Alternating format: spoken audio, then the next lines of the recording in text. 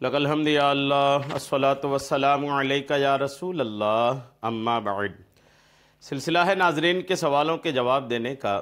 ناظرین میں سے ایک انہوں نے سوال کیے ہیں کہ سفر میں جو ہماری نمازیں قضا ہو جاتی ہیں اس کو ہم کیسے ادا کریں؟ بہت اہم سوال ہے۔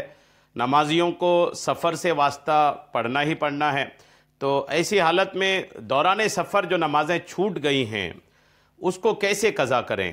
قضا اس کو ادا کرنا ہے تو کیسے کریں؟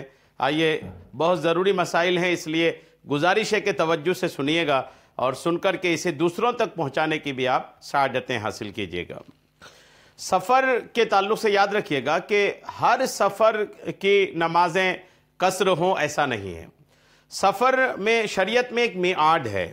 شریعت نے سفر کتنی دوری پر جانے کی نیت سے آدمی نکلے تو قصر کرے گا، شریعت نے اس کا ایک تعداد بیان فرما دیا ہے۔ جیسے آدمی سفر اگر 92.6 کلومیٹر یعنی 92 کلومیٹر سے زیادہ دور جانے کی نیت سے گھر سے نکلا تو اپنے علاقے سے نکلتے ہی آدمی مسافر ہو جائے گا۔ اب جب مسافر ہوگا تو دوران سفر جو نمازیں ہیں 4 رکعت والی فرض جو ہے وہ 2 رکعت ہوگی، سنتیں جیسے کہ ویسی ہی ہوں گی، لیکن فرض جو 4 رکعت ہیں وہ 2 رکعت پڑھنی ہے۔ یہ تو یاد رکھیے گا۔ اگر 92 کلومیٹر سے کم کے سفر میں نکلا ہے آدمی تو پھر ایسا مسافر نہیں ہے، 4 رکعت نماز ہی پڑھے گا، وہاں سفر کے دوران پڑھے تو بھی پڑھے گا، گھر میں آ کے پڑھے تو بھی پڑھے گا۔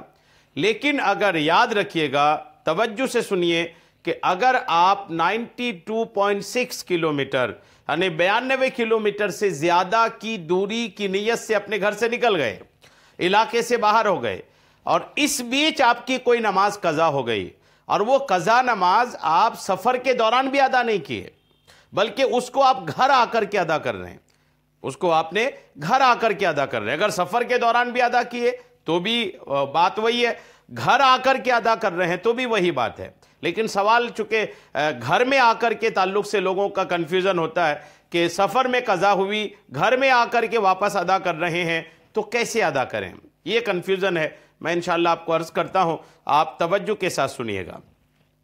نماز کے تعلق سے یاد رکھیے گا کہ ایک اصول اگر یاد رکھیے گا، اگر یہ لائن یاد رکھیے گا تو آپ کے لیے مسئلہ حل ہو جائے گا۔ لائن یہ ہے کہ نماز جیسی قضا ویسی ادا، لائن یہ ہے، جیسی قضا ویسی ادا۔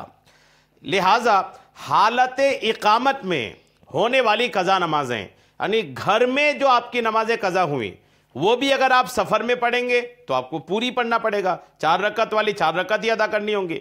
اور اگر آپ کی سفر میں نماز قضا ہوئی اور وہ قضا نماز، سفر کی قضا نماز آپ گھر میں آ کر کے ادا کر رہے ہیں تو اب یہ قضا چونکہ 2 ہوئی تھی تو اب گھر میں آ کر پڑھنے کے بعد بھی 2 ہی ادا کرنی پڑے گی۔